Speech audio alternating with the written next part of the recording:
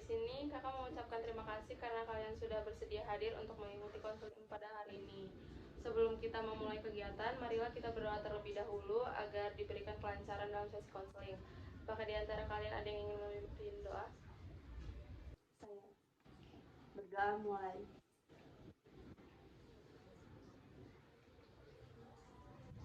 Selesai. Terima kasih karena sudah mau memimpin doa. Sebelum memulai sesi konseling kelompok, alangkah lebih baiknya kita berkenalan terlebih dahulu. Nama saya Kasanda Dewi Sartika, bisa dimulai dari sebelah kanan saya. Nama saya Rizka.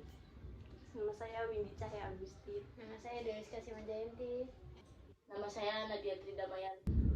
Sebelumnya kalian udah ada yang tahu sesi konseling itu apa? Belum. Oke, baik. Di sini saya akan menjelaskan ya. Sesi konseling kelompok adalah proses pemberian bantuan kepada individu dalam setting kelompok dengan memanfaatkan dinamika kelompok yang dipimpin oleh seorang konselor sebagai fasilitator. Tujuan kita berkumpul pada hari ini yaitu untuk melaksanakan konseling kelompok dengan membahas satu topik permasalahan dan kita cari solusinya bersama-sama dengan menekankan beberapa asas konseling kelompok. Setuju? Setuju. Perlu kalian ketahui juga ada beberapa asas yang harus kita patuhi dalam konseling kelompok ini, yaitu asas kerahasiaan, asas keterbukaan, asas kesukarelaan, dan asas kekinian. Baik, jika kalian sudah mengerti, sebelum memulai sesi kelompok juga, mari kita berjanji terlebih dahulu. Kalian mengikuti instruksi dari saya. Saya dengan ini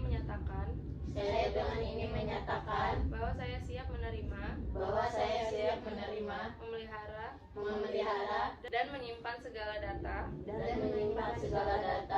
atau keterangan yang ada dalam forum ini dan mematuhi asas-asas yang telah disepakati. Baik, di sini saya juga akan menjelaskan cara pelaksanaan kegiatan ini. Dalam kegiatan ini memiliki waktu 45 menit.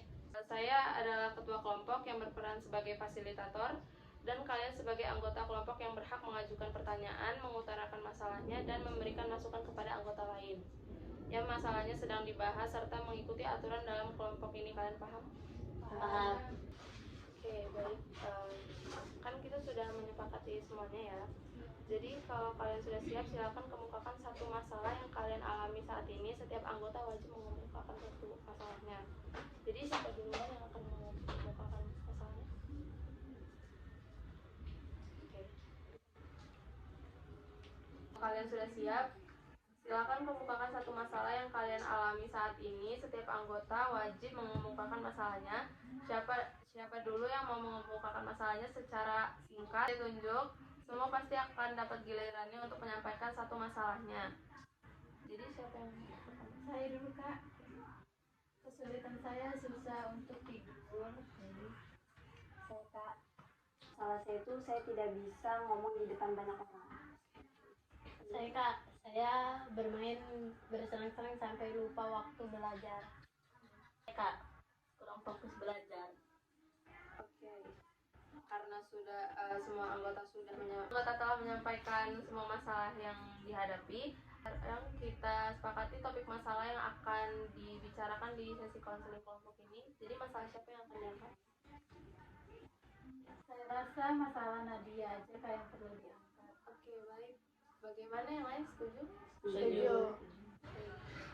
Tadi kan Nadia bilang katanya kurang fokus dalam belajar kan. Jadi yang bikin Nadia kurang fokus dalam belajar itu apa?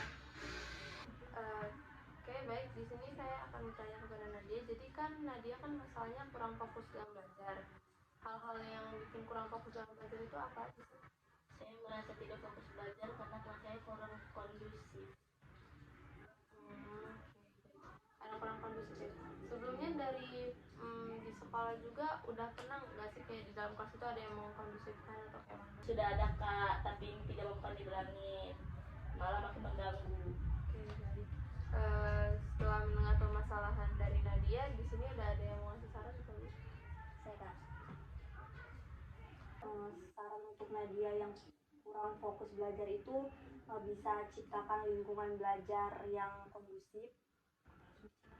Misalkan kalau kelas itu kayak benar-benar berisik, Nadia bisa belajar bisa sambil menyetel. Atau saran untuk Nadia yang kurang fokus belajar itu, sarannya ciptakan lingkungan belajar yang kondusif. Misalkan kalau misalkan kelas itu benar-benar berisik, Nadia bisa belajar sambil menyetel lagu lewat handset.